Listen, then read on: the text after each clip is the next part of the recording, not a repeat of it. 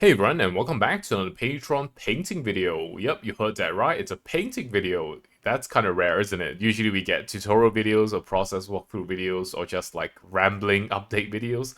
But a painting video, or rather painting videos, are pretty rare around here. And the reason is mainly because I'm someone who kind of prefers to, have a very clumsy process in a way that I can allow myself to keep private, and then I can just paint and be chaotic and just make mistakes and kind of take my time going back and forth.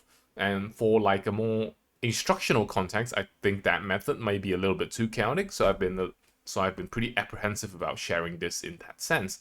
However, this time around, I've kind of thought about it, and so actually, it doesn't really matter. Like, it can be chaotic, but as long as I tell you guys not to expect something super organized or instructional, I think it's pretty okay. So you're looking at a new drawing here. Like, you might be wondering, hey, wait a second, this is kind of new, and well, it is. It's not released, it's not uploaded. So I'm going to be painting this one to completion just in a little bit.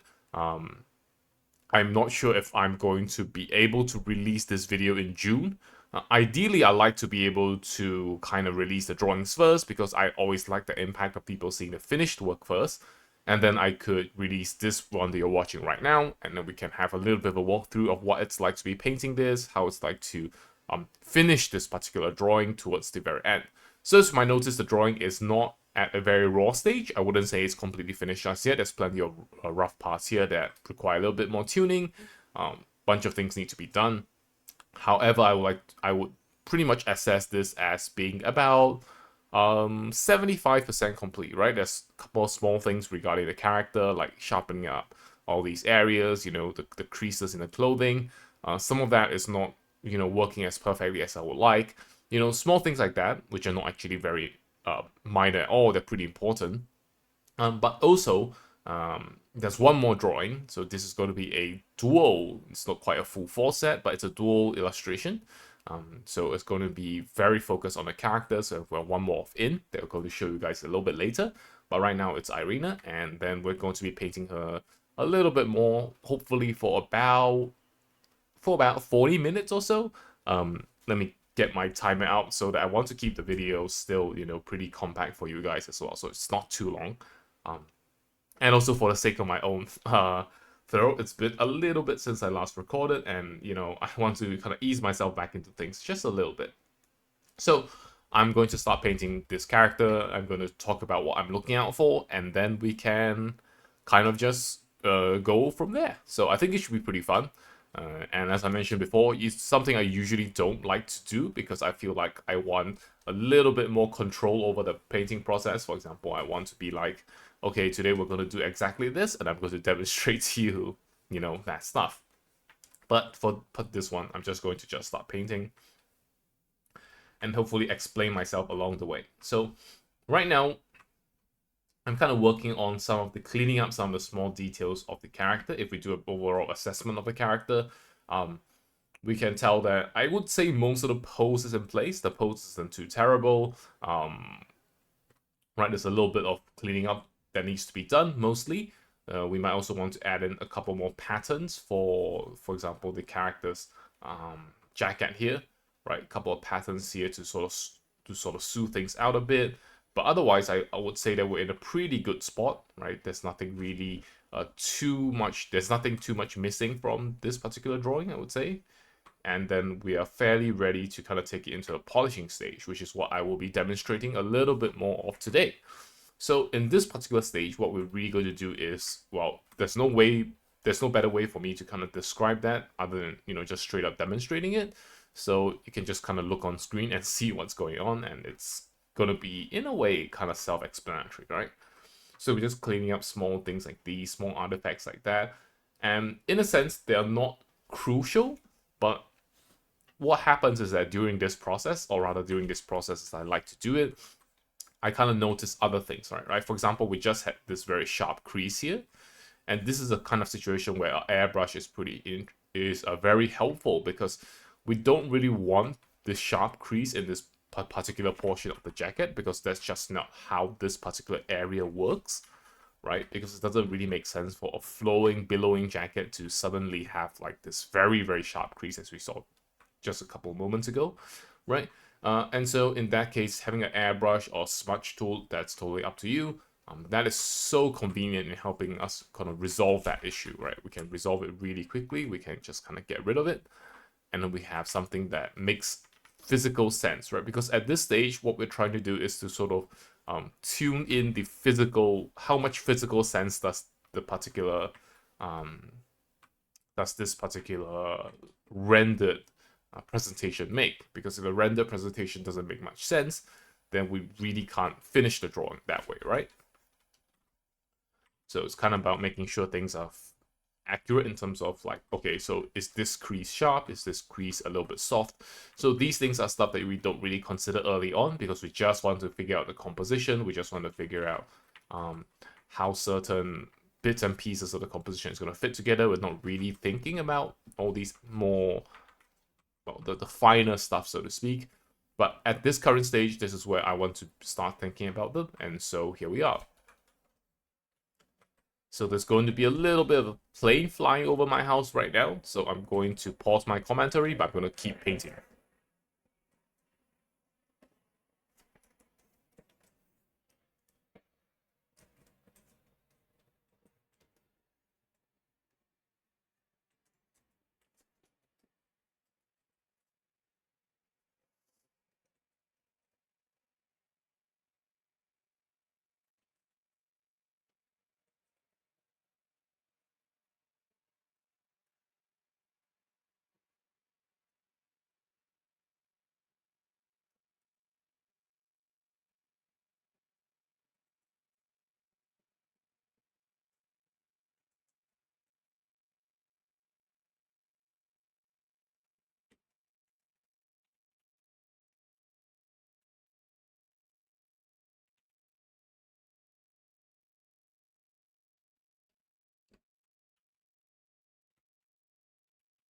And I think the plane is gone. So in the past couple of past minute or so, I've actually been using a little bit of the lasso tool because as you can see here, right, where we have a little bit of overlapping and foreshortening going on, it can be a little bit tough to just paint very intuitively because you kind of have this thing blocking you, right? So what I did was just kind of grab the entire forearm as a whole and just kind of paint it that way on a new layer. And the purpose of using a new layer is such that I can kind of erase everything else that doesn't really fit on the layer later on. So, as you can see here, I'm just kind of painting out the forearm.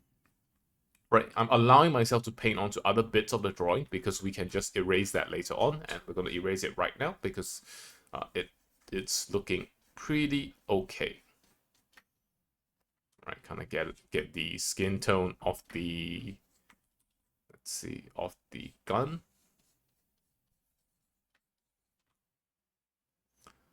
Yeah, and then we have something like this, right?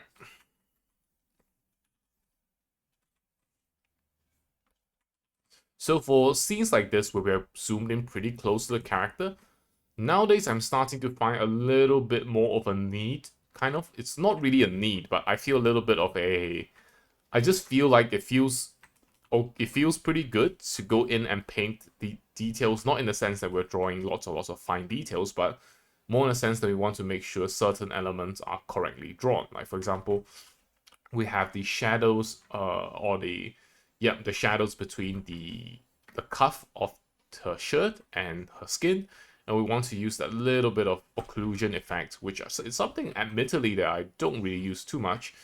A little bit of the occlusion effect to create that proximity, right? You can take a look at it before and after, right? There's going to be quite a significant difference between how these areas are drawn. So right, just by doing that, it allows us to create a scene that feels a lot more, how do I quite put it? It just feels more accurate, it feels more complete. And normally I would say it's not really that big of an issue because, right, we're drawing a character or big character painting. But I think a lot of attention will be given to this particular area here. So I want to be pretty careful with it, so to speak. So you'll notice me jumping around a bit. And unfortunately, that's just kind of how I paint. So usually I like to just kind of look at the drawing, see if I can spot any errors, any areas that require fixing, and they just kind of jump to it, right? And eventually you'll run out of areas to fix, and that's how you know you're about done. So sometimes I think this kind of technique, this kind of method can be a little bit hard to follow, which I think is a tiny bit of a downside. But on the other hand, it's also a technique that I feel very comfortable with, and it might be something that you feel comfortable with as well, right? I can't know for sure, but maybe you can give it a try, because I have spoken to people, and when I say spoken to, I do mean it literally in a sense. Recently I've had a chance to, have these events, and some of you visited me, and we talked a little bit about, to some of you, I was able to talk or speak a little bit about how, well, excuse me, I'm at a little bit of a loss for words here.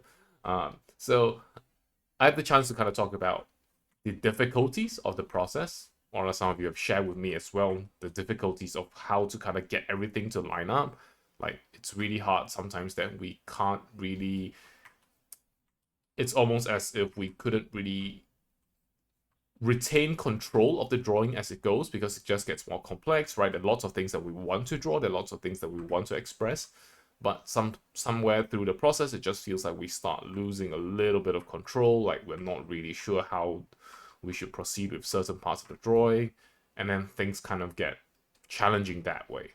And I think it's something that I feel as well, and I think it's not something that you can easily solve, right? Or rather, you shouldn't expect to solve, because as you get more proficient with, rendering or painting or whatever you want to paint now, chances are, right, like you want to move on to the next thing, right? Like you want to be drawing things that are more complex, because you feel like, hey, what I've drawn so far, is a little bit too simple. I can express more, and so it what tends to happen is that we tend to push ourselves more in a certain direction once we feel like um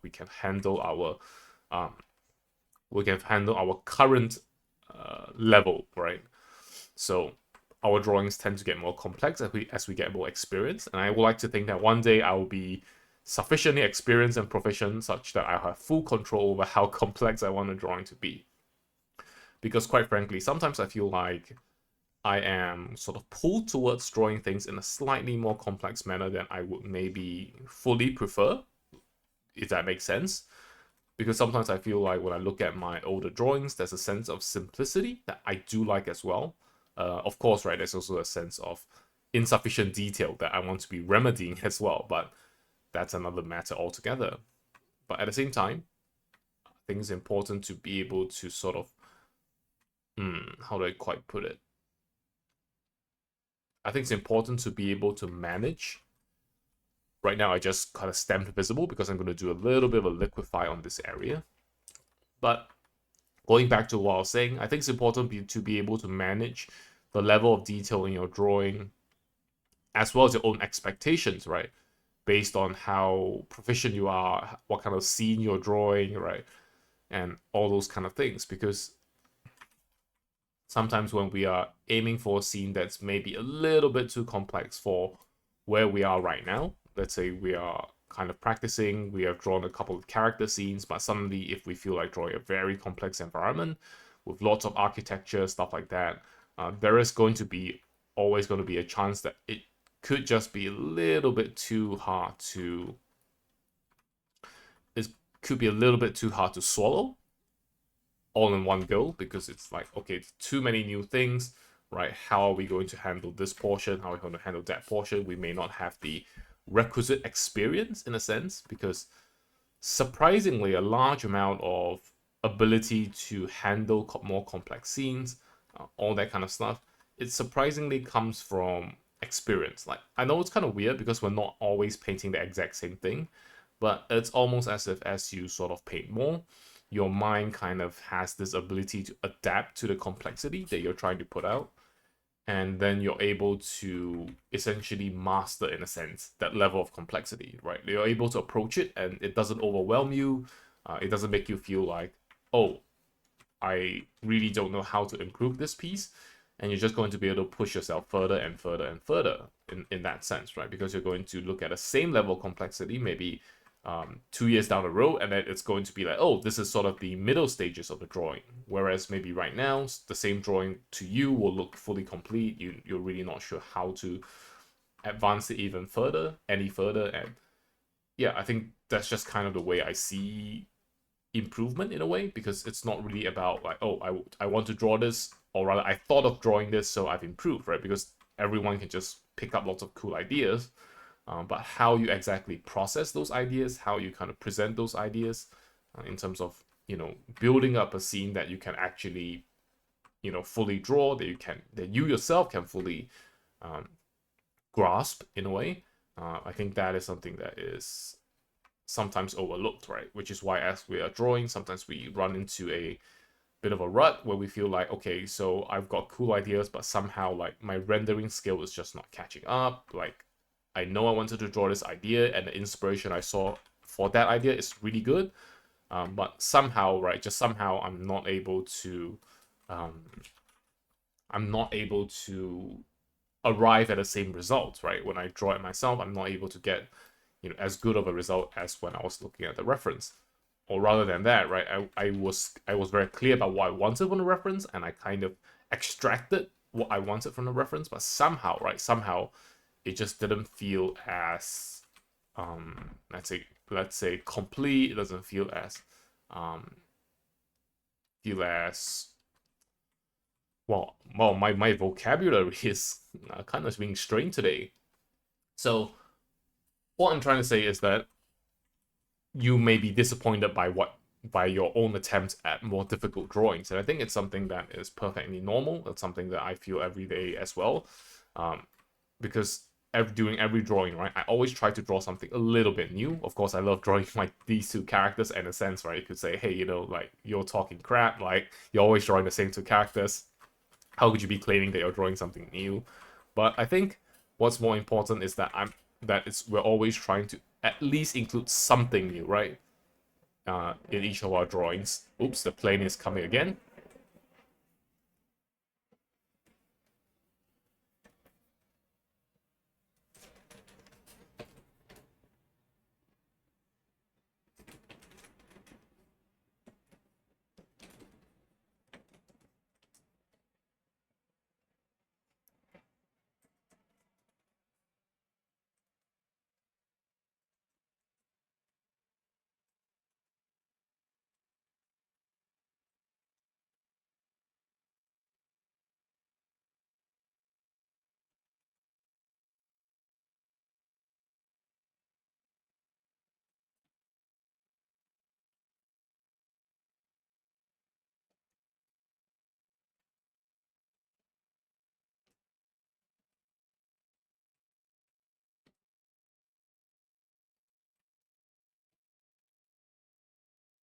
Okay, the plane is gone. So, yeah, what I'm just going to say is that it's always good to always try something a little bit different.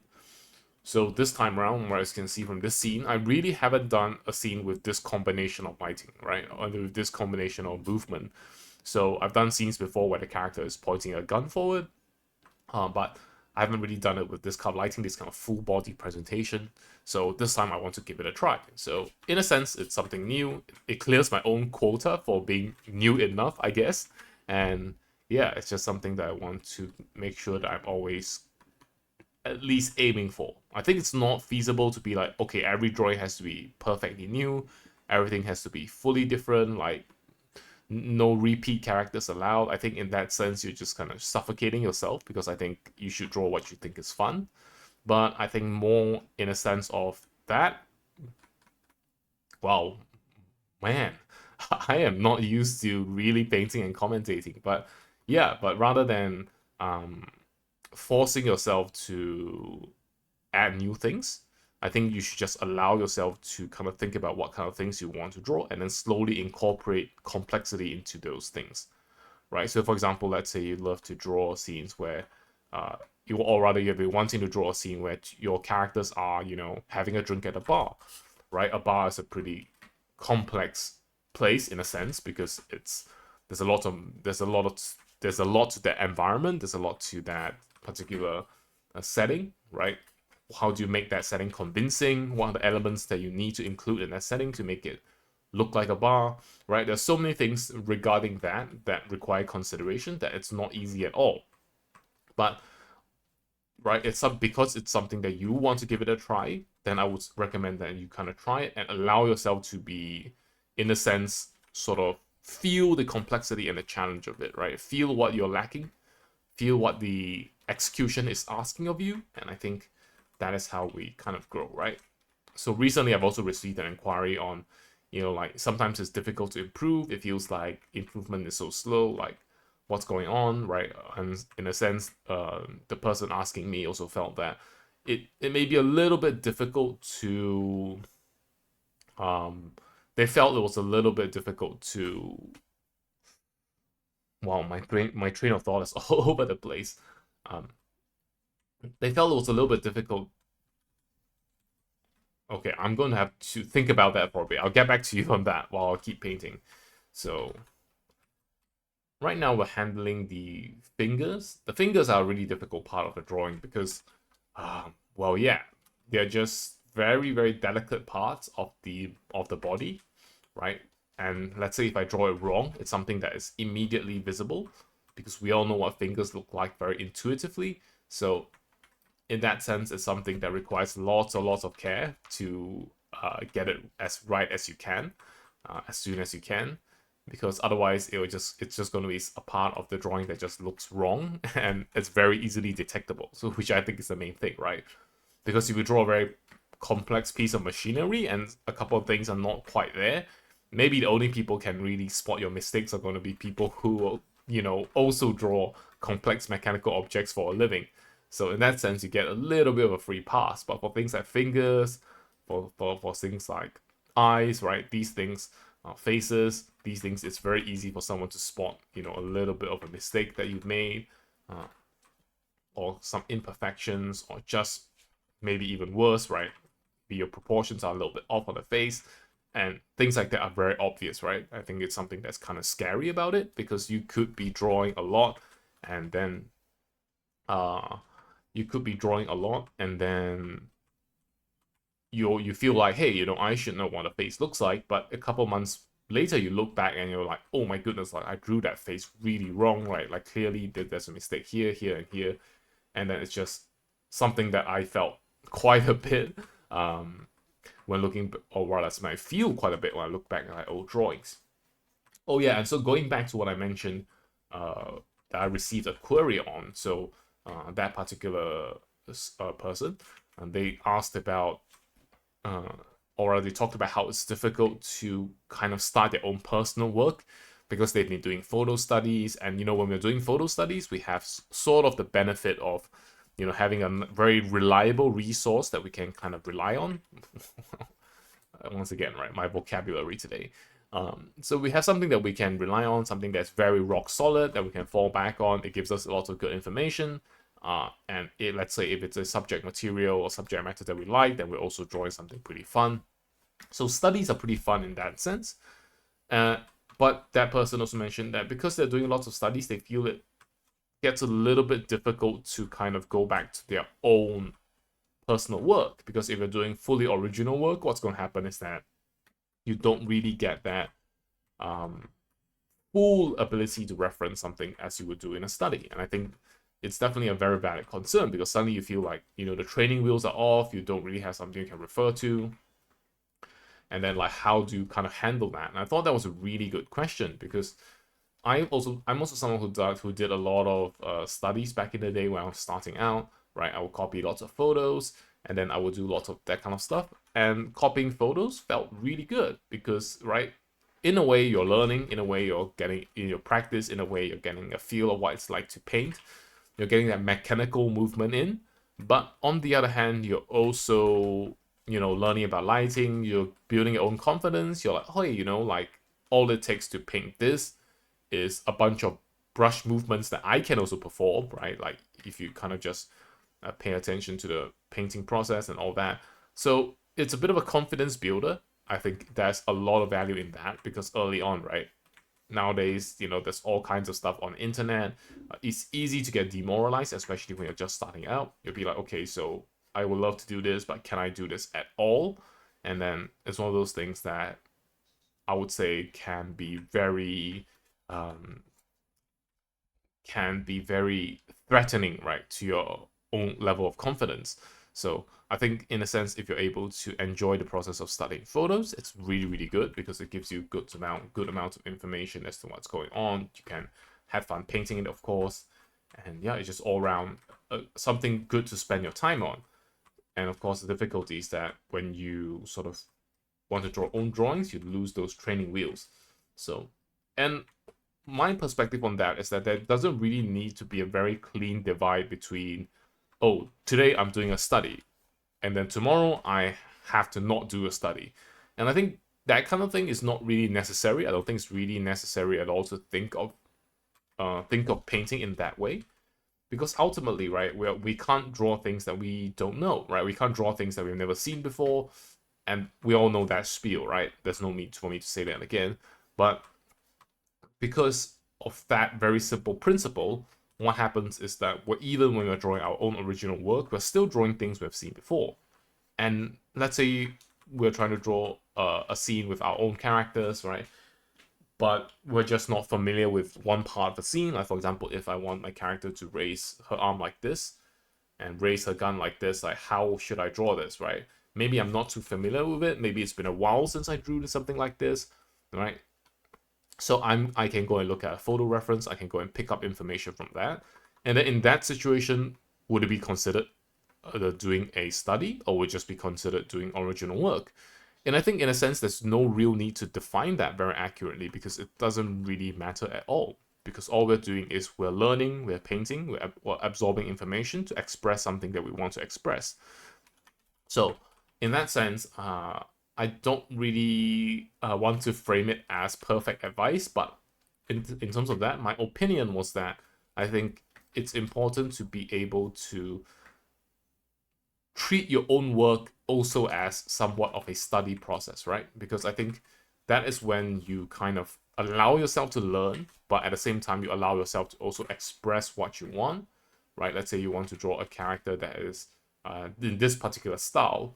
Um, you want to draw a character doing this particular action, but the character design is obviously, let's say, a fantasy design, and of course, you're not going to find photo reference that's going to provide you the full information of that, like of that, like right away. And so, by allowing ourselves to mix in, let's say, the use of references, right, the ability to quote unquote study at the same time as when we are drawing our own original work, I think that gives us a lot of opportunity to not only improve our own original work, but to get a feel of what it's like to absorb information, right? Because you're no longer just taking the information and translating it onto the canvas. You're taking the information, you're really processing it, you're really thinking about how you can use it effectively, and then you're going to finally, translate it to what it's like in your drawing, right, in your original drawing, and then use that information in a certain way. And then when you get a good feel of how that particular process, how that particular flow kind of comes together, I think it not only builds a lot of confidence for your own original drawings, but also it helps you keep learning, right? Helps you keep putting on more and more knowledge of how certain things work, how certain things are put together. And so, yeah, hopefully, so far my commentary has been okay, because usually, when it comes to painting my original drawings, my brain is pretty overloaded. I'm like, okay, so this area here needs a little bit more adjustment. This area here looks a little bit too rough, right? This area here, this particular edge here is too thick. So I'm thinking about things like that a lot of the time. So obviously, because I can't just mumble all of that to you, because that wouldn't make for a very good video. I'm trying to commentate on things, so it's kind of like running two processes in my mind at once, and wow, it's really difficult. So especially when I'm trying to handle, like, okay, this part here is a little bit off to me, so I'm trying to fix it this way, and stuff like that. So yeah, so hopefully you guys can allow me this little bit of time to be slightly disorganized, to be a little bit more imperfect, so I'm getting in good, so that I can also get in some good practice for this as well.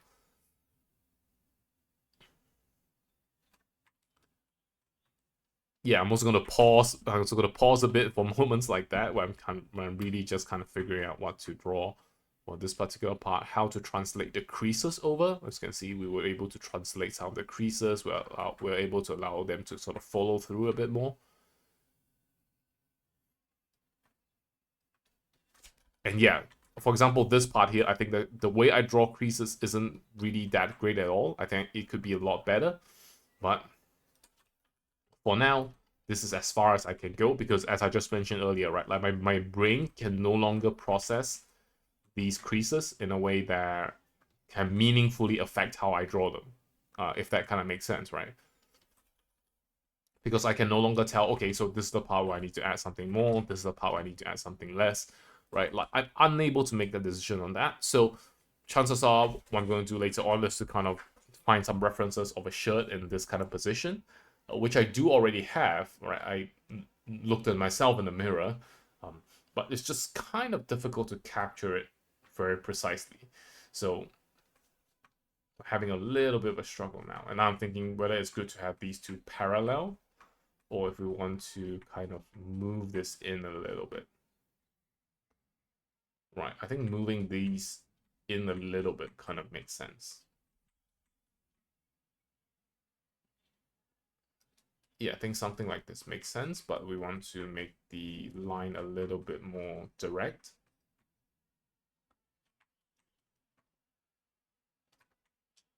Yeah, something like this, right? As you can tell. Yeah, I really like how it's turned out like this because this area here where the shirt is sort of pulled taut against the body in a way, this area here I want to keep it as flat as we can. So ironically, right, or not really ironically, but to often contrary to somewhat popular belief, a lot of the times the areas where the fabric is stretched the tightest is where we have the least creases or the thinnest creases, right?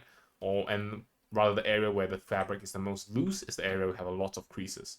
So sometimes we're tempted to draw, areas where okay, the cloth is being pulled really tight from this area, so we got to have those like radiating lines coming out of it.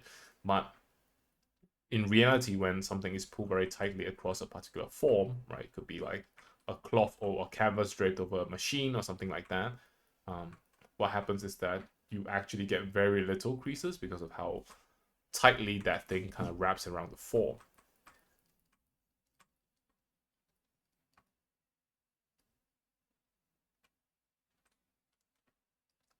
So once again, a little bit of silence from me to kind of figure out how I want to approach this next step.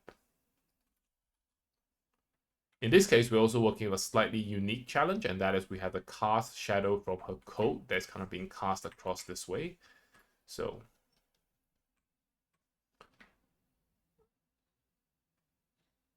we want to find a good way of balancing that with this particular area here.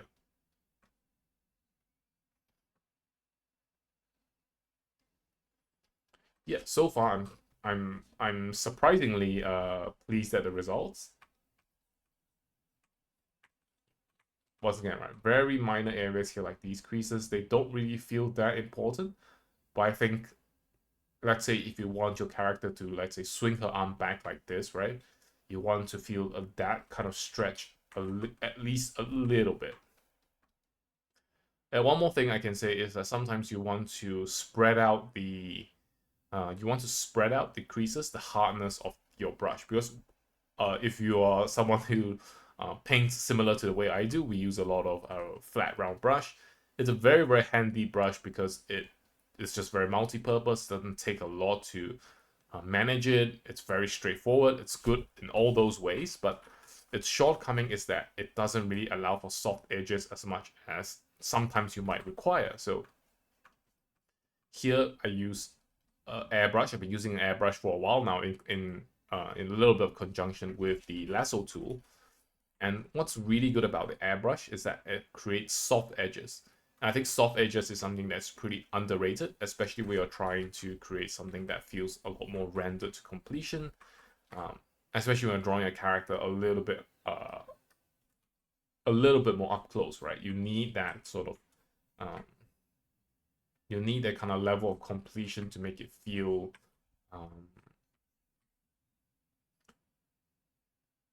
excuse me, my mind has been distracted by this particular area here, so I'm going to try and adjust it a little bit. Right, so we need that airbrush, as I was saying, because we're drawing a character that's pretty close to the camera. It's taking up a pretty big portion of the screen. So it kind of makes sense to me that we need to draw things with more accuracy, so to speak, right? We can't be too loose. We can't be too loosey-goosey about it, because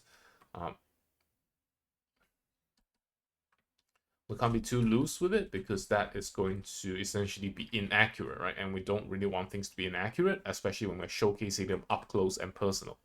So that's kind of my strategy, or rather my rationale behind using a bit more of a soft brush action, especially towards this stage of the drawing, to kind of allow the areas that need to fade, to allow them to kind of fade, to allow them to not really fade in a sense. But some areas where we're kind of trying to blend in, we're kind of trying to make the lines a bit less sharp, but in other areas we're trying to achieve that level of accuracy, as I mentioned earlier.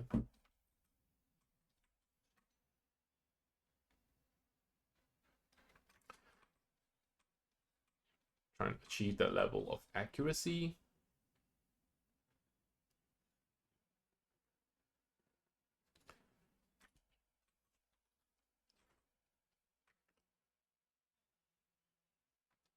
And at the same time, we're also trying to figure out how to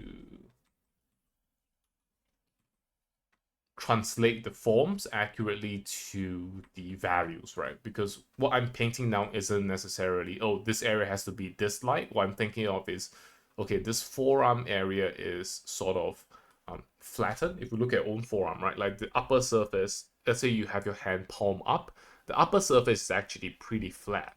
So it's something that we want to replicate here as well. The flatness of this upper surface.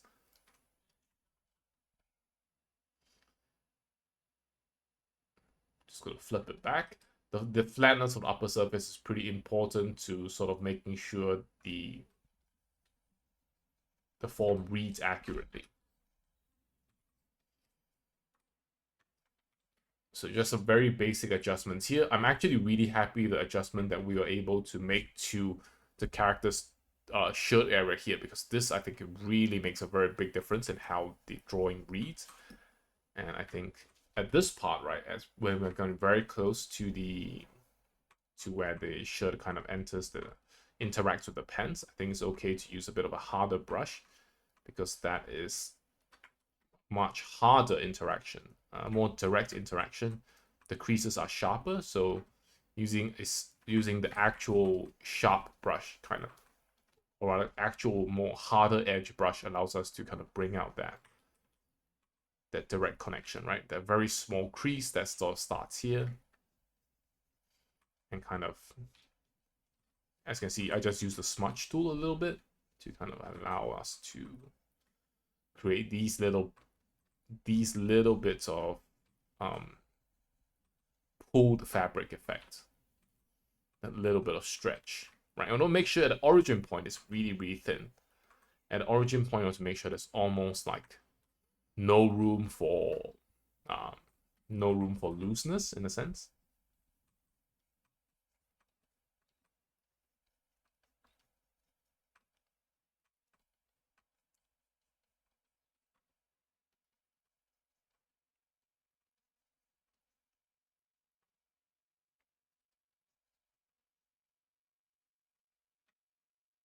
I feel like this video is best watched, because usually I'm talking as a recap.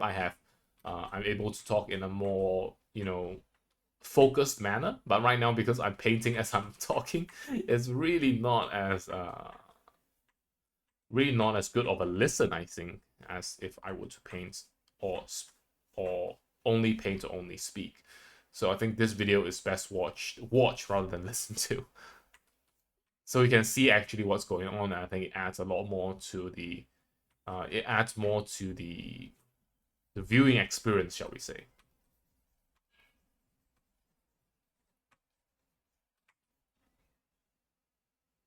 yeah, okay.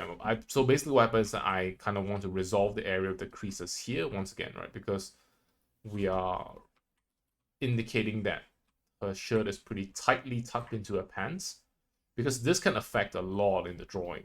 So let's say you want a character that is really twisting her body around, like something like this. You really want to be able to show, um, how tightly her clothing is being, tucked in, right? Because if you have a very loose shirt, sure, you can still show the kind of pose, but it's a little bit more difficult to show the full degree of twist. So we're making use of the clothing to kind of help us with that. And I think, right, because her body is kind of going this way. So if we were to rotate it back, all these creases would be loosened up, and then, yeah, stuff like that, right? So a very small thing like this area here, it gives us a disproportionately large amount of information of how the character is posing and all that. And similarly with very sharp creases like this, you want to make sure that the lines are not too curvy, right? Things are a little bit more direct in a sense. You want to make sure things are direct where they need to be. So something like this, right? A little bit less brightness here, maybe. Yeah, I think something like this is good.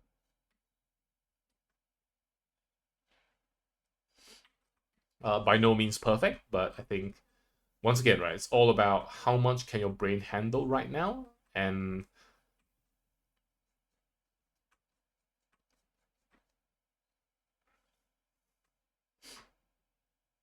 yeah, I think something like this. I think as long as it was better than what we started off with at the beginning of the video, I'm happy with it. Because once again, right, it's a little bit of a challenge to commentate and paint at the same time, and I'm definitely still learning on how to get better at that. So really appreciate all of your patience, everyone's patience here, by the way.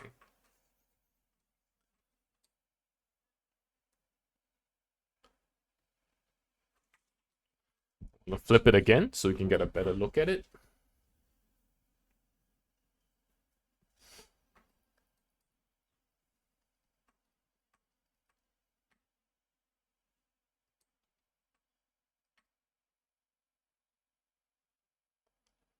Okay, so this area here kind of throws me off a little bit. I think I overpainted things just a tiny bit here.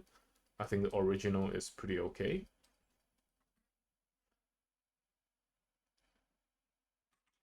Is it okay? Right, again, right. This is kind of why I used to be pretty apprehensive about sharing these videos, because there would be a lot of just silent thinking moments there, mm, that don't really make for great video commentary. It's kind of the nature of doing the work like this, right? I know there are lots of higher level than me artists out there who are able to commentate and paint at the same time, or even give like a live lecture, and not just online, but like live lecture. And it's just like, wow, that is way amazing.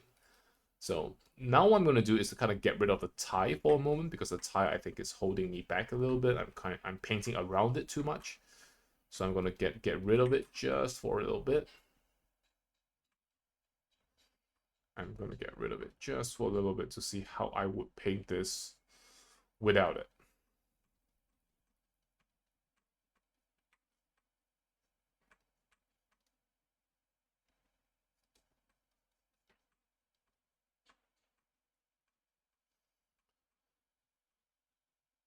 Right, so one thing that I think kind of doesn't get mentioned too often is how important it is to manage your edges. Because as you can see, right, while we have all these things in the middle towards the edge here, right, it's kind of like almost Wild West. Like, how do you kind of finish this area off? So it really depends on um, how much you want the crease to carry over to the next, to around the character's body, right? So one way you can do it is like this, where the crease really carries around, so you can have um, lower facing parts receiving more of that warm light, and upper facing parts being in shadow and a bit cooler. So if you want to do it that way, this is how we can do it. We can allow the lower edge here of the chest area to receive light in this manner. we can allow this straight edge to kind of cut across a little bit like this. Actually, that doesn't feel quite right. Maybe we just want to do it like this. Still doesn't feel quite right. Maybe we need to get out the soft brush here. Yeah, I think we want to get out the soft brush here and just allow this. We want to paint this form as a whole, right?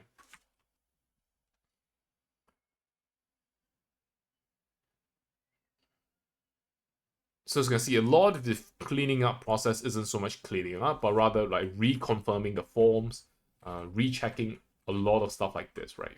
We really want to make sure that all these forms hold up, not only for, let's say, not only hold up when they are being presented like this, but really hold up when they're presented like this as well. So it's a part of the process that may see you do more repainting than you expected, because you're like, okay, so this is the cleaning up, everything is in order. But sometimes, right, having a much cleaner drawing can actually give you a chance to examine all these things a little bit more, and chances are if you're examining them a little bit more, you're going to find some mistakes as well. So here, as you can see, I found this particular area here which should belong to the upper chest, because it kind of continues like this, right? And the elbow kind of, or not the elbow, the shoulder kind of attaches on like this, right? Something like this, right? The chest isn't like just like this, it kind of flares out towards the side a bit as it connects up into the shoulder. Your chest muscle connects up into your shoulder, by the way.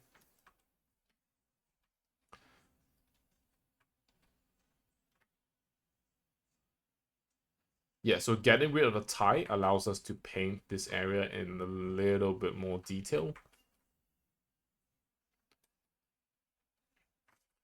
I think this area might require a little bit of liquify to kind of make sure that the contours are following up decently well.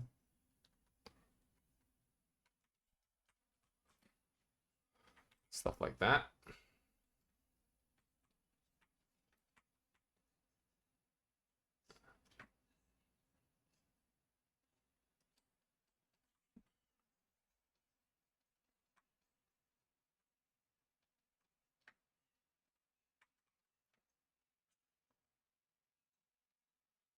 I think this area might require a little bit more attention. Once again, right, this is just kind of how the real process kind of goes, and hopefully it provides a good insight into the different side of painting, because a lot of times, of course, you guys only see the finished product, and of course we do show the process breakdown, but really it's not like the live painting, because as you can see, the live painting is very challenging.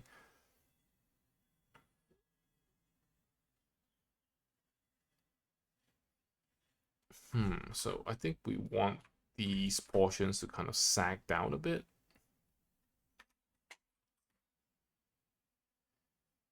Yeah, I think allowing them to sag down a bit helps, because these are two different parts of the character, right?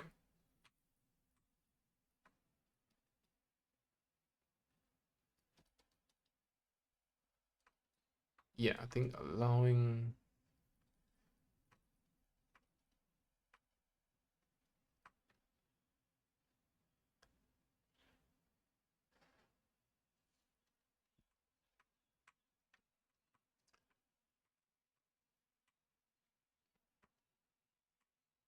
Once again, silence has fallen. Silence has fallen in the video.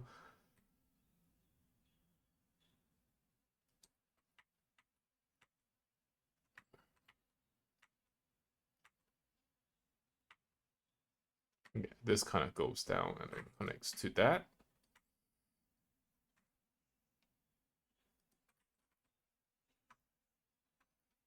This part kind of give it a little bit of the recurve effect.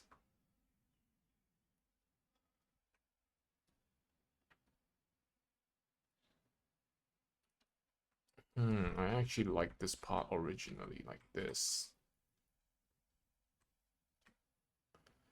Yeah, I think it's nice because it allows the shirt to sort of sit across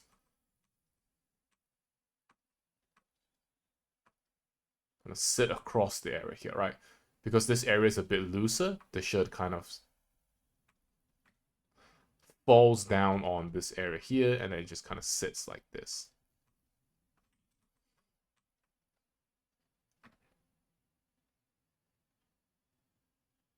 Yeah, because at this point of the character, right, at this area, we're not really having a lot of tension in the clothing. This area is where the clothing is a little bit looser, like the clothing's allowed to fall. So yeah, some looser shapes there I think would help a lot.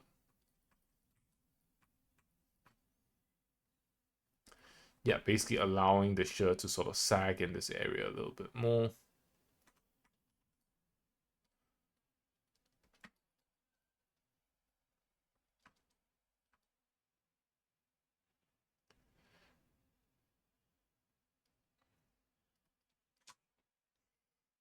This area is a little bit darker as well. And then allowing this line to kind of cut across like this. Yeah, as you can tell, my brain is like really working overtime to handle these creases. Hopefully this demonstration is hopefully this demonstration is a good example of what it's like to tackle something that you really need to think about very, very carefully. And then we kind of want to have this very sharp edge like so.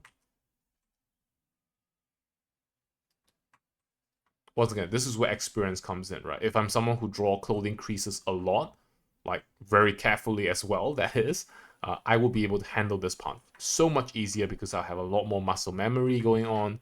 I have a lot more understanding of how the clothing flows just by experience. And these are things that I don't quite have yet in those quantities. So I'm really trying to figure out bit by bit. I'm trying to do things a bit more logically. I'm trying to think, okay, so if this area, is pulled tight, the opposing area is a little bit looser, and I'm trying to think about things that way, which can be fairly challenging, I think.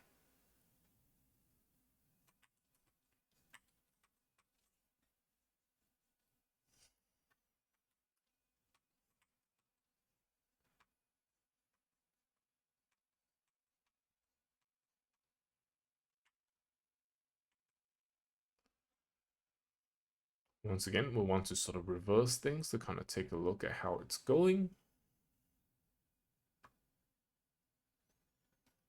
Yeah, I'm liking this area more than more than when we started off, which is I guess a pretty good sign.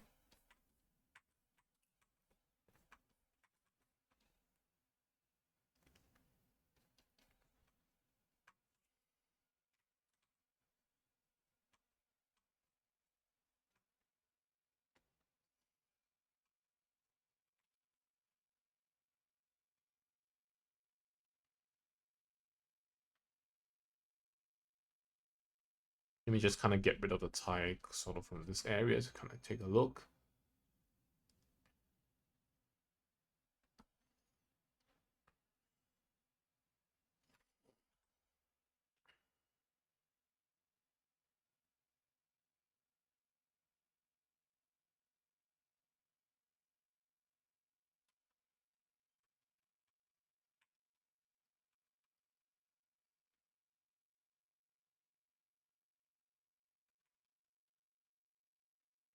So this part of the chest area here is kind of pointing, or rather curving inwards, right? It's kind of curving inwards towards the interior of the jacket. So I don't really want this bright area up here, right? So I want this area in the towards the end to be a little bit darker.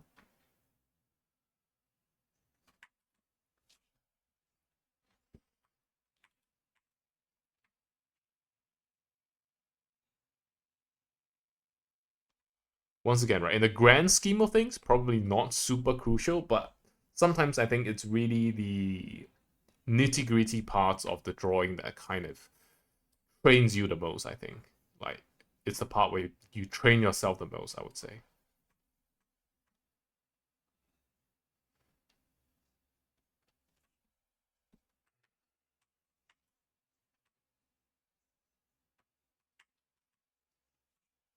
Whereas this part, I would like it to be a little bit sharper.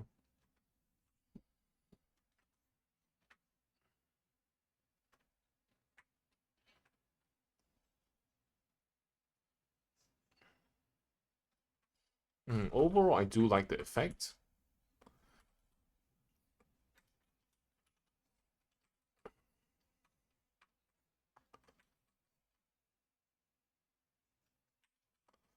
What I'm trying to do now is to really get the forms as close as possible to the final state that we want them in.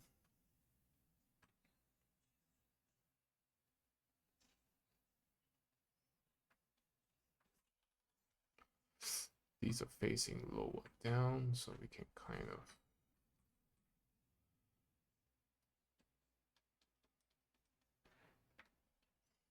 Okay, so let's try to add back the tie portions and see how they work out.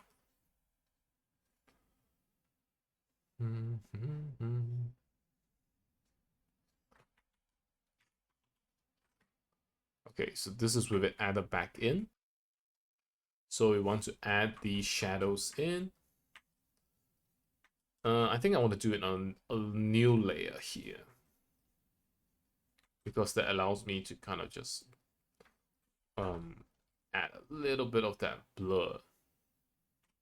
Yeah, I'll add a little bit of that shadow effect. I think that's going to be pretty nice.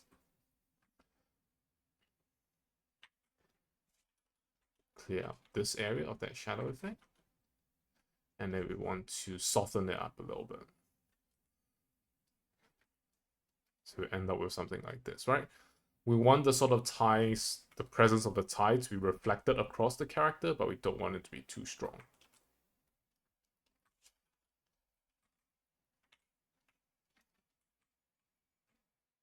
So I think this particular video is coming up almost on an hour. I'm almost going to take a break, but I'm just going to kind of highlight what else needs to be done just for a little bit, because I ended up spending so much time in this particular region of the drawing, really explaining, or rather really struggling real time. I think this is something that we haven't really seen too much of, because I try to keep things more presentable, but I've always been very honest with the realities of this kind of painting, because right, all my process videos are basically just me complaining about how oh my goodness, like this part is really challenging, getting the folds right. So hopefully this is a pretty good and demonstrative video on how all these elements kind of work, because as hopefully you can see, right, these do not come together easily. These take a lot of effort to make work. And if you kind of take a look at it before and after, I'd like to strengthen up the lighting a little bit, right? So sometimes like this, once you're done with a particular region, kind of flashing back and forth can help you get a good idea of what changed, right? What changed for the better or what changed for the worse. In this case, I really kind of liked how the light from below sort of circumvented the tie. It's something I haven't really thought about. So I will have to kind of add that back in. Right, so I think these lower surfaces don't really get much of that bright light. So stuff like that, right? So it's like, okay, it looks better now.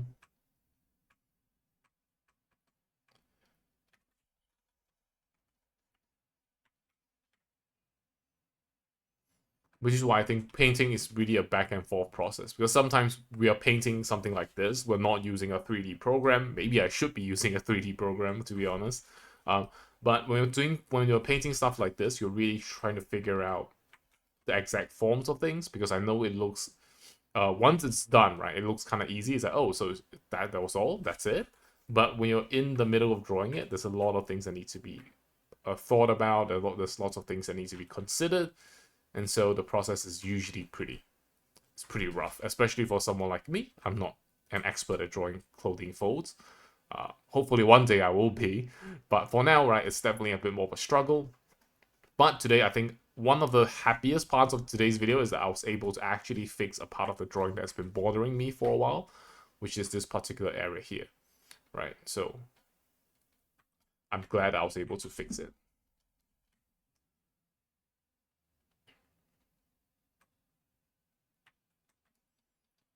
And I wonder if I want to carry that crease across. Yeah, we could carry it across just a little bit, I think.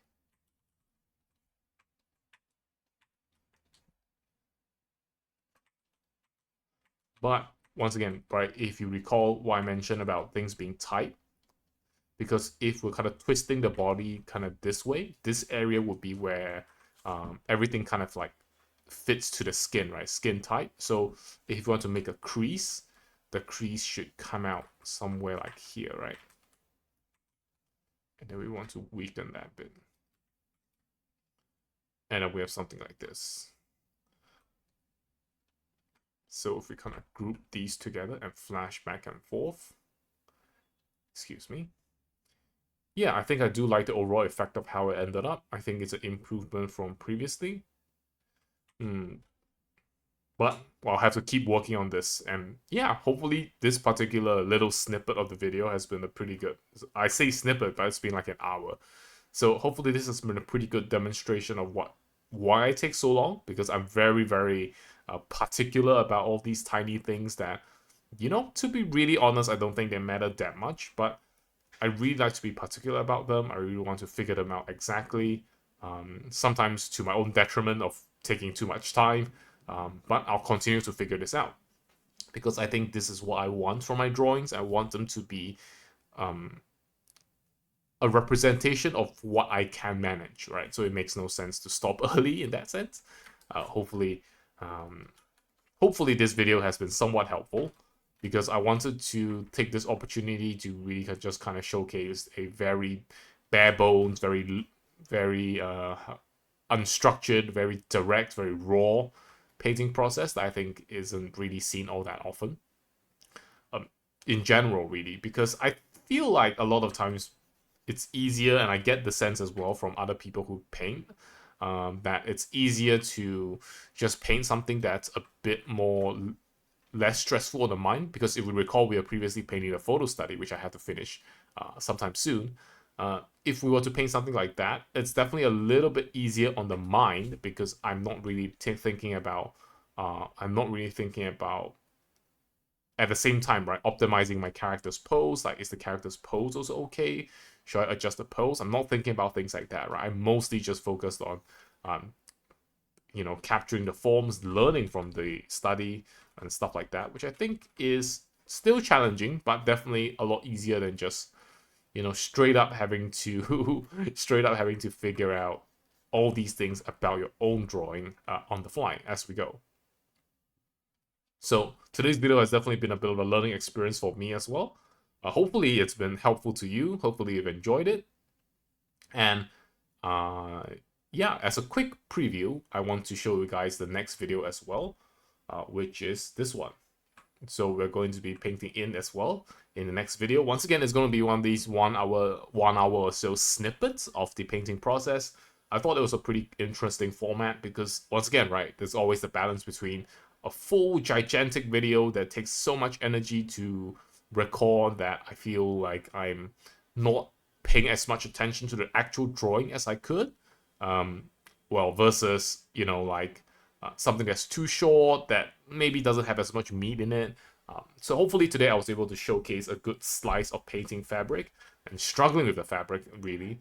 And then, yeah, hopefully show you guys a very realistic side of what it's like to be painting and working on a character. Even to this level of completion, there's still plenty of struggles left to handle. And yeah, a little bit of a preview of what we're going to be painting on next time, very soon. And once again, thank you so much for your support recently. If you've watched to this point, I think you're probably the kind of people who this upcoming message is kind of relevant for, because today, the last day in July 2025, my solo exhibition in Tokyo is wrapping up. I've received lots of wonderful support from many people. Not only people who have come to purchase the books or the artworks. It's a real honor. I know I've said this before, but I think it's something that's just worth repeating, even if it makes me sound like a broken record. I think I'm very, very grateful for all this support. It means the world to me. I'm just like, it makes me feel like I should be in here more. Ironically, in my room more, drawing more, and giving back in that way, which is the only way that I can really give back, right? So, yeah, with that event wrapping up, I'll be able to focus all my energies back on drawing related things, and I think that will be pretty fun. And next video is going to be us painting in. It's going to be a bit of a snippet as well. So hopefully you'll be enjoying these two videos either as background material, or if you just want to watch me struggle, you can fast forward through it. Watch it however you want. But yeah, once again, thanks again for all your support here on Patreon as well. It really means a lot that the Patreon exists. It's kind of that sense of like, okay, so I have the freedom to draw and showcase what I really want to draw and showcase to people who care about it. So yeah, it really, really means a lot to me, and I appreciate that so much. And yeah, enough of me rambling. Hopefully you've enjoyed this video, and I'll see you in the next one very soon. Bye bye.